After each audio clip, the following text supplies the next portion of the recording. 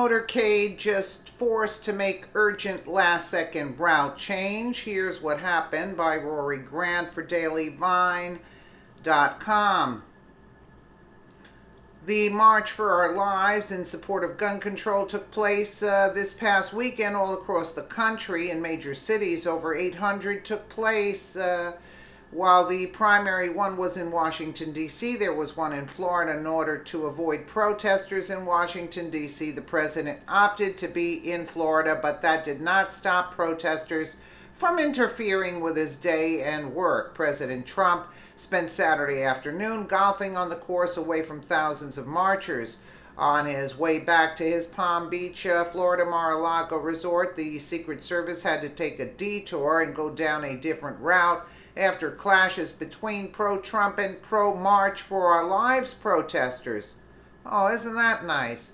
Over 2,000 teenagers and adults were protesting in the area, and they gathered at Dreher Park or whatever when they began heading east towards the president's Mar-a-Lago resort.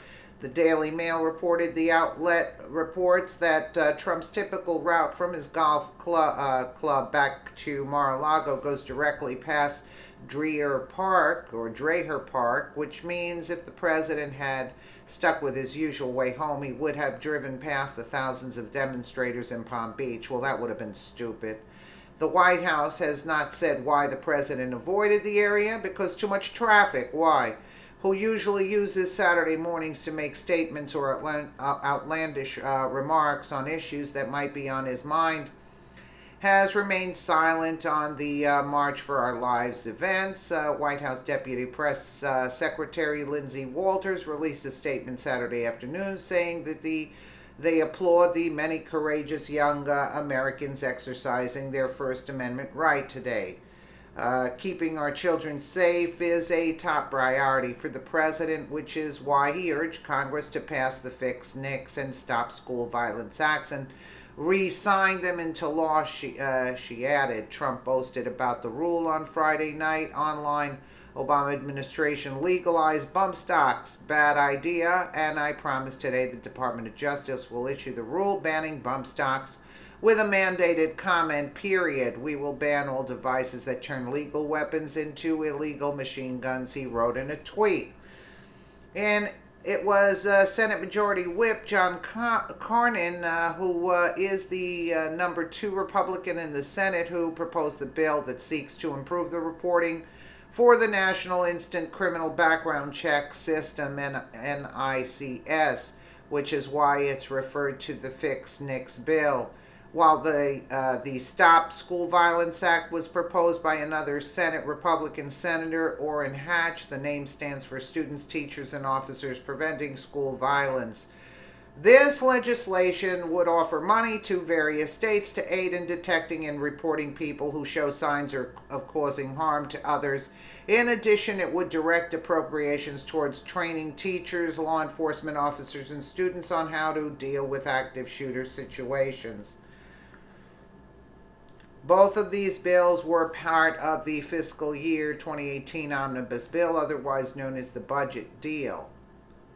What do you mean it's otherwise known as the budget deal? The Omnibus Bill is different from the budget deal. That's what I heard. The president signed the Omnibus Bill into law and thereby made these two pieces of public safety legislation law as well. President Trump has also made suggestions for the future that legislators can choose to take action or not. President Trump proposed certain extreme risk protection orders, which would allow law enforcement officers and family members the opportunity to get a legal petition of the court to remove a mentally unstable person's gun temporarily. Moreover, this would include blocking the individual from buying new ones as well. No comments were made by the White House, though, regarding the detour. President Trump's social media page could only be seen commenting on the incident in France, where 3 people died. Okay? Yeah, and he said to Emmanuel Macron, yeah, another idiot. While the president was in Florida, close to 500,000 people gathered in Washington, D.C. along Pennsylvania Avenue, where the White House is located, not too far. Survivors of Parkland, Florida incident hosted and were joined by many different Hollywood celebrities, including George Clooney and Amal Clooney, Jimmy Fallon, Steven Spielberg, Ariana Grande, and Miley Cyrus. That's why everybody went to the protest. Had they not been there, you know what kind of a crowd they'd have? Not even 25%. Democrats as well expressed their support for those who were marching. Yeah, I know that. Those included Senator, who cares, Warren, and all these idiots, and former President Barack Obama and former First Lady Michelle Obama. They were there too. Oh, no, they expressed their support.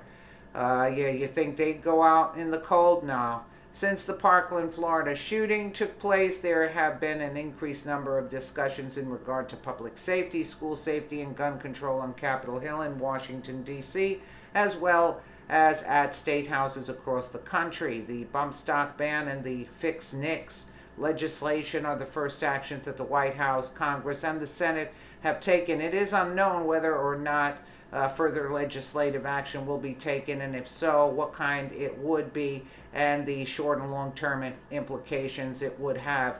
Well, a pack of idiots trying to sign their rights away, you know what I'm saying? That's basically what they're doing, and they're falling right into the globalist agenda. Let me know what you guys think in the comments below, and again, thank you so much for watching.